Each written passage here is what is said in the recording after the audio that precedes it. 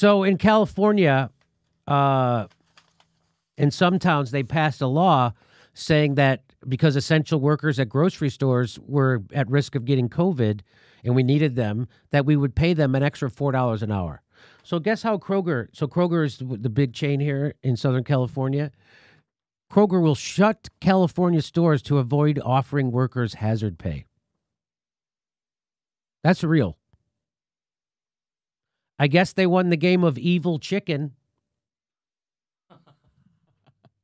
Kroger's closing stores in California rather than pay grocery workers an extra $4 an hour or working at the nation's largest supermarket chain during the coronavirus pandemic. The company blamed a decision by local officials who recently approved a temporary wage increase for some supermarket employees. Of course, oh, look, don't blame us. Blame the people trying to make us behave like human beings. With a handful of cities across California weighing whether to mandate hazard pay for grocery workers, Kroger also warned that it could shut more stores. This is capitalism. This is how capitalism works. You happy about this? Now, what they would say, what free market capitalists would tell you, or libertarian types, right? Wouldn't they say, no, the market will fulfill, if there's a need, the market, it's the perfect system made in nature, except it's not. It's an exploitive system invented by guys with shit to sell, and they wanted to screw you. That's what capitalism is. So why wouldn't all their stores just naturally open up? There's a demand there. They're going to close a store. Why wouldn't another capitalist just open a grocery? Because that's not how it works.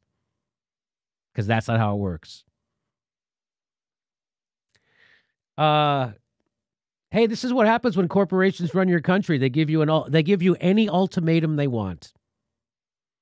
Kroger closing these stores is truly outrageous conduct and a ruthless attempt to create a chilling effect that will discourage other cities from doing what is right and enacting hazard pay mandates that recognize the threat these workers face from COVID-19, said the United Food and Commercial Workers president. I wonder why the United Food and Commercial Workers president isn't calling for a nationwide strike of the United Food and Commercial Workers. I don't understand what. I have yet to meet a union leader who's calling for a strike. I've interviewed union leaders, organizers, none of them calling for strikes. None of them. I mean, at least 134 grocery workers have died of COVID-19, and more than 28,700 have been exposed, according to the United Food and Commercial Workers, a union that represents 1.3 million workers, including 55,000 at Kroger. Well, that's quite a workforce that could help with a general strike. But $4, we just can't manage it. $4 more an hour, we just can't. So why wouldn't they... And why wouldn't they pressure Gavin Newsom and the Democrats? By the way, California, completely Democratic House, supermajority Senate, and a Democratic governor. Why couldn't they pass COVID relief for frontline workers, essential workers, statewide, so then Kroger couldn't do this? Because we have a one-party rule. We have supermajority Democrats in California, and it's worse that we have just as many homeless people. We are just as exploited by our capitalists. We have just as many fracking wells. We have just what? Earlier in 2020, Kroger announced it would raise pay by $2 an hour for all hourly frontline grocery supply chain, manufacturing, pharmacy, and call center associates. The company called this increase a hero's bonus. Kroger also spent hundreds of thousands of dollars on national TV ads thanking its employees, because there's always money to pat themselves on the back, but not money to actually pay their workers. Here it is. Over these past few weeks, our associates from across the country have shown us the true meaning of the word hero. I've received countless letters from customers thanking you for your amazing dedication. You have been nothing short of extraordinary. Recently we announced an appreciation bonus. It's really our first thank you for everything you've done in the face of this unprecedented crisis. It's our first thank you, And our last thank you. And once more time passes, we're going to screw you over even harder. We're going to start closing stores instead of paying people a bonus. We're going to start devastating communities. That's what Kroger's doing. To further acknowledge your hard work and the work to come, we are offering a hero bonus to hourly frontline associates. But in May, with the pandemic still raging, Kroger canceled its hazard pay, its hero bonus,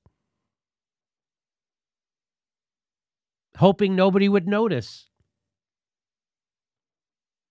Kroger signaled it could shut down additional stores in cities that adopt hazard pay requirements. These misguided mandates could put struggling stores in jeopardy or of closure, said spokesperson for Ralph's. I don't know what's misguided about trying to help people. I know stuff. Kroger has tallied record earnings as the pandemic has encouraged more Americans to stay home, boosting food. So they're having record earnings. They are. But their stores are struggling, even though they're having record. It's all... Right, I bet you Ryan Grimm could write a good story telling you Kroger's doing everything they can. You can't challenge Kroger right now, is what Ryan Grimm would tell you at the Intercept. It's not now. Not now. Not now. We should challenge them later, but not now. Not now. Not during the pandemic. And why don't you reach out to some more of the organizing organizations? It's not Kroger's fault. The company recorded more than $2.9 billion in operating profits through the third quarter of 2020, taking in an extra $1.2 billion in earnings compared with a year earlier. Not $100 million more or $200 million more, not $500 million or $700, not even $900 million, $1.2 billion more. And they can't pay the people generating those profits an extra $4 an hour. The people generating those profits, they can't pay them. $1.2 billion extra in earnings.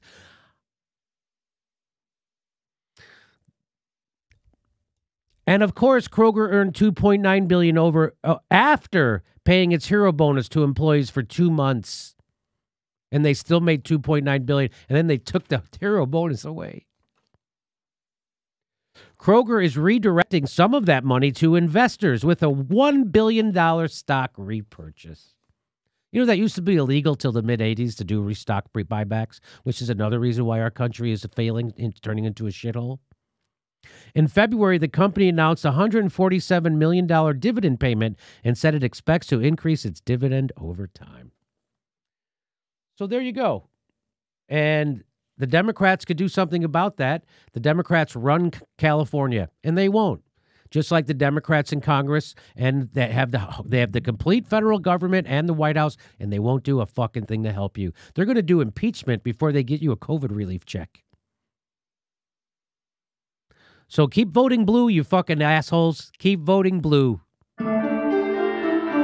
Hey, everybody, this is the part where I tell you where all our live shows are, but there aren't any. And then this is why I tell you to join our premium program and get extra content, but nobody's got a fucking job. So just enjoy the video.